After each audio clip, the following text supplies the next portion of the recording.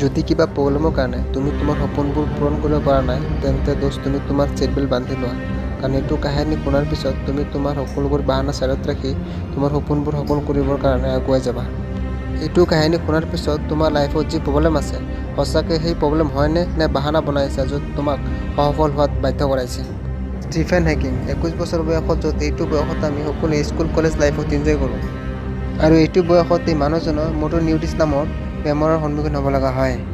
এইটো বেমাৰত মানুহৰ বডি পাৰ্ট এটাৰ পিছত এটা কাম কৰিবলৈ বন্ধ কৰি দিয়ে। আৰু ডক্তৰে তাক এইটো কৈছিল যে তেওঁ বেছি দিন হ'লেও 2 বছৰমানহে জীয়াই থাকিব পাৰিব। আৰু লাহে লাহে তাৰ বেমাৰৰ কাৰণে এটাৰ পিছত এটা বডি পাৰ্ট কাম কৰিবলৈ বন্ধ কৰি দিছিল। আৰু তেওঁ হুইল চেয়াৰৰ চাহাৰা ল'ব লগা হৈছিল। তেওঁৰ বেমাৰৰ কাৰণে সকলোবোৰ শেষ হৈ আহিছিল, কিন্তু সেই মানুহজনৰ হিম্মত কেতিয়াও কমা নাছিল। আৰু চব সমস্যাৰ সমাধান কৰি কৰি সেই মানুহজন পৃথিৱীৰ one of the most popular scientist হৈ গৈছিল, যিজন মানুহে ব্লেক হোল আৰু বেগ পিন কেৰি নিজৰ কণ্ট্ৰিবিউশ্যন দিছিল।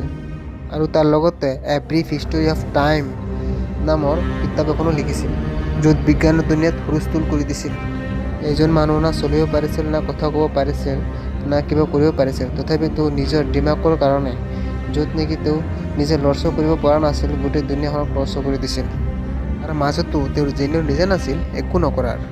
উইনাৰ কেতিয়াও বাহানা নবনায়, আৰু বাহানা বনোৱা মানুহ কেতিয়াও উইনাৰ হ'ব নোৱাৰে। কেতিয়াবা যদি আমাৰ জ্বৰ চৰ্দি হৈ যায়, আমি 4-5 দিন একেৰাহে একো কামেই নকৰোঁ। আৰু এইজন মানুহে 55 বছৰ হুইল চেয়াৰত কটাই দিছিল। আৰু য'ত এজন নৰ্মেল মানুহে তেওঁৰ সপোনবোৰ এচিভ কৰিব নোৱাৰে, তেওঁ এচিভ কৰি দেখুৱাই দিছিল। এয়াই তেওঁৰ পাগলপন, য'ত চব সফল মানুহৰ মাজত দেখিবলৈ পোৱা যায়। আৰু মই বিচাৰোঁ আপোনাৰ মাজতো এনেকুৱা পাগলপন নিজৰ সপোনৰ কাৰণে কৰা। যদি ইমান সমস্যাৰ মাজত এইজন মানুহে কৰি দেখুৱাই দিছিল, তেন্তে আমি ইমান ফেচিলিটিৰ লগত কিয় কৰিব নোৱাৰিম? বাছ দৰকাৰ এইটোৱে, নিজৰ মাজত থকা আলচিবোৰ বাহিৰ কৰা, আৰু এইটো মানুহৰ নিচিনা পাগলপন নিজৰ মনত স্থিৰ কৰি লোৱা। ভিডিঅ'টো ভাল লাগিলে লাইক, শ্বেয়াৰ এণ্ড ছাবস্ক্ৰাইব কৰি দিবা।